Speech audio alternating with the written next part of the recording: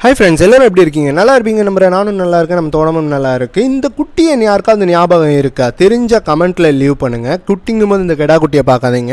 நல்லா இந்த முரட்டத்தனமாக கிடாவை வளர்ந்து நிற்கிறான் பாருங்கள், ஓடுறான் பாருங்கள். இவனை தான் சொல்கிறேன், இவனை தான் விற்கிறதுக்கு இருக்கும்.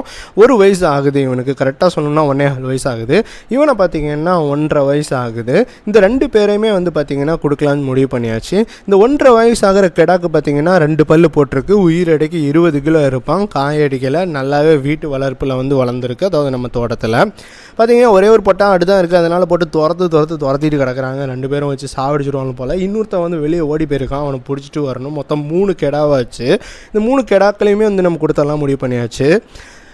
பார்த்திங்கன்னா தூத்துக்குடி மாவட்டத்தில் இருக்கக்கூடிய ஆர்மோனேரி, காயல்பட்டினம், திருச்செந்தூர் இந்த சுற்று வட்டாரத்தில் இருக்கக்கூடியவங்களுக்கு இந்த கிடாக்கள் தேவைப்பட்டுச்சு அப்படின்னா ஸ்க்ரீனில் தெரிகிற இந்த நம்பருக்கு வந்து காண்டாக்ட் பண்ணுங்கள். டிஸ்கிரிப்ஷன்லேயும் கமெண்ட்லேயும் கொடுக்குறோம். மறக்காமல் சப்ஸ்கிரைப் பண்ணி சப்போர்ட் பண்ணுங்கள் ஃப்ரெண்ட்ஸ்.